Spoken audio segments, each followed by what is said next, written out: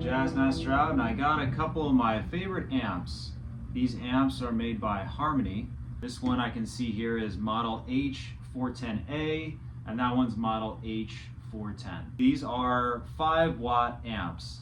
They have a very simple point-to-point circuitry. This one has a 10-inch speaker, and this one has an 8-inch speaker originally, both Jensen Alnico speakers.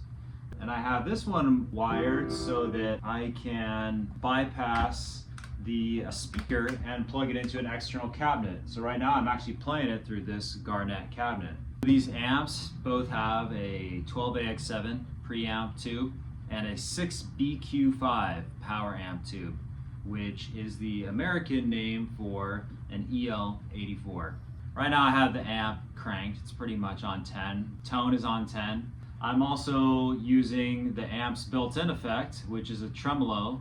I found it's versatile with different types of guitars. Maybe I'll take out a Les Paul Jr. and we'll see what that can do.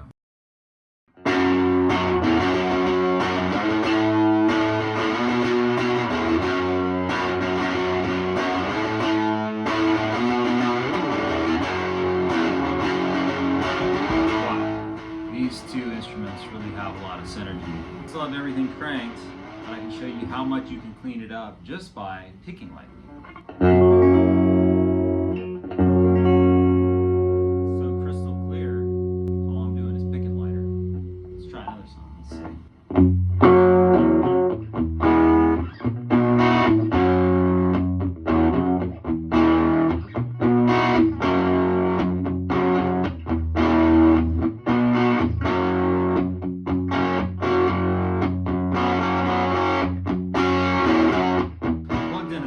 So we'll listen to the stock Jensen Alnico speaker. Low wattage speaker, great match.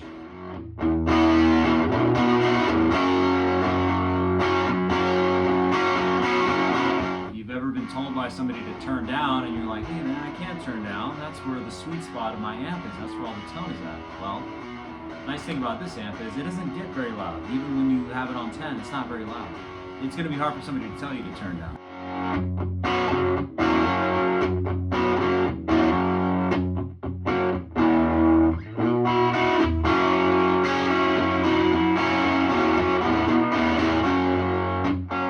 To experiment with these inputs.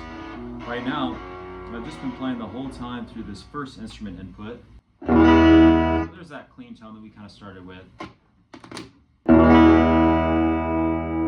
I don't really hear a lot of difference, but where you do start to hear a lot of difference is this microphone input.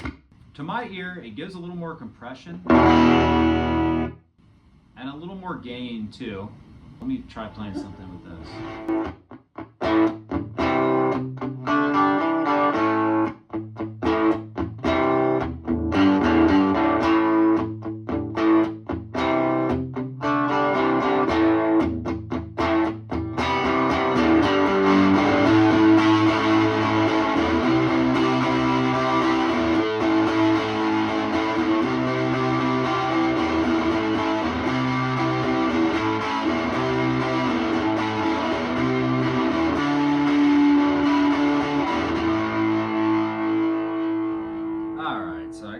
I got my country looking strap.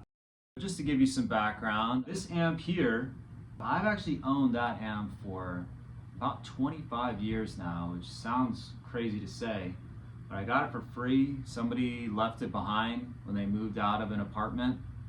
I guess back then, you know, Harmony stuff wasn't really well thought of. And even at the time, I don't think I really appreciated it for what it was. I thought it was just a cheap, low power, crappy amp. But I've kept it all these years, and it's really convenient to have a lightweight amp around that you can play at bedroom levels and no one's going to tell you to turn down. The 10-inch speaker does suit the amp better. The 8 is a little more unintelligible when you're playing, especially at high volume. The 8-inch just doesn't handle the distortion as well. I think I'll play this one a little bit more through this cab. You may have seen this in another video of mine. This is a Garnet cab. It has two 12-inch speakers and two horns. I think it especially suits this Harmony well because it gives a little bit of clarity, gives a little bit of spread to the sound. So let's play it a little more and we'll we'll see you out. All right.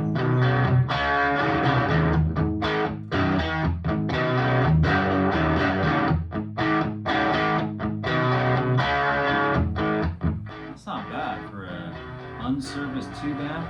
Like I said, I've owned that 25 years. I've never had it serviced. I have had a couple tubes replaced. This amp has not been serviced either. It sounded good. It plays well. And like my amp tech tells me, if it ain't broke, don't fix it. It sounds good. Don't start changing stuff on it. It's in pretty nice shape for the AH. Still has some antique dust on it. I left it all intact. Hope you enjoyed this demo. If there's something else you're wondering, let me know. Alright, people. Thank you.